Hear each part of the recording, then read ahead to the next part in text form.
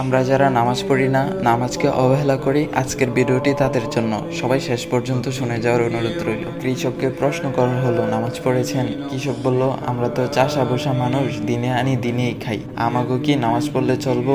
নামাজ পড়লে কাজ করম কখন? চাকরিজীবীকে প্রশ্ন করা হলো, আপনি পড়েছেন নামাজ? চাকরিজীবী বলল, আমরা তো চাকরিজীবী মানুষ, পরের চাকরি করি, সময়ের আগে ডিউটিতে যেতে হয়, নয়তো কপালে থাকে বসের চোখ রাঙ্গানি, আমাদের নামাজের সুযোগ কোথায় বলেন? এক ব্যবসায়িককে প্রশ্ন করা হলো, আপনি নামাজ পড়েছেন? ব্যবসায়িক বলল, আমি তো ব্যবসা করি, মাত্রই দোকানটা খুলেছি, নামাজ তো পড়তেই হবে, এটা তো ভালো কাজ, কিন্তু দোকান রেখে নামাজে গেলে দোকান দেখবে কে বলেন? একটা ছোট ভাইকে প্রশ্ন করা হলো, তুমি কি করছো? সে বলল, আমি একজন ছাত্র, কলেজে পড়ি। তাকে প্রশ্ন করা হলো, নামাজটা পড়েছো তো? ছাত্র ভাই বলল, কি যে বলেন, পড়াশোনার যেই চাপ, নামাজ পড়ার সময় কই, তাছাড়া কাপড়টাও পাক পবিত্র নাই, কেমনে কি করি বলেন?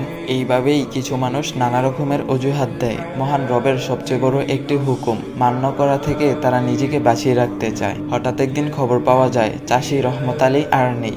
অফিসে যাচ্ছিলেন চাকরিজীবী ভাই আনোয়ার সাহেব, সময় মতো পৌঁছাতে চেয়েছিলেন, সময় তাকে সহায়তা করেনি। হঠাৎ একটি কঠিন অ্যাক্সিডেন্টে পঙ্গু হয়ে হাসপাতালে বেড়ে গেল নতুন একজন পেশেন্টের। পঙ্গু অবস্থায় কাটে আনোয়ার সাহেবের বাকি জীবন। ব্যবসায়ী মহাজন সাহেব দোকান করেই যার কাটতো সারা বেলা। ব্যবসার হিসাব কিতাব মিলাতে গিয়ে হঠাৎ করে একদিন দুপুরবেলা বুকের বাঁ পাশে উঠে গেল প্রচন্ড ব্যথা।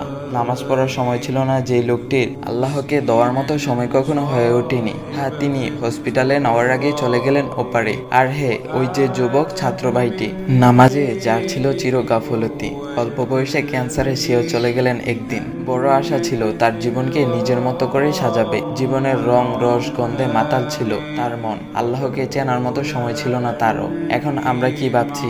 আমরা কি সেই চাষি রহমত আলী?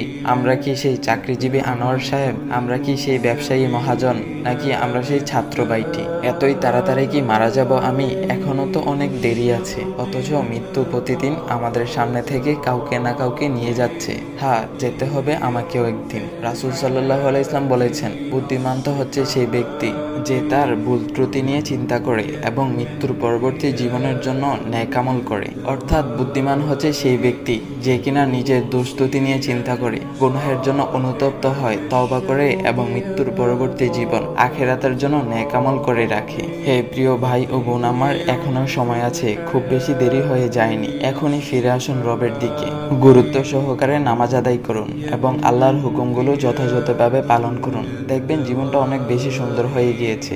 আল্লাহর পক্ষ থেকে সাহায্য আসতেছে, আর জান্নাতের নাজ নিয়ামত সেটা তো আপনার জন্যই অপেক্ষা করতেছে। আল্লাহ তাআলা আমাদের সবাইকে 5 ওয়াক্ত নামাজ পড়তে তৌফিক দান করুক। সবাই বলি আমিন।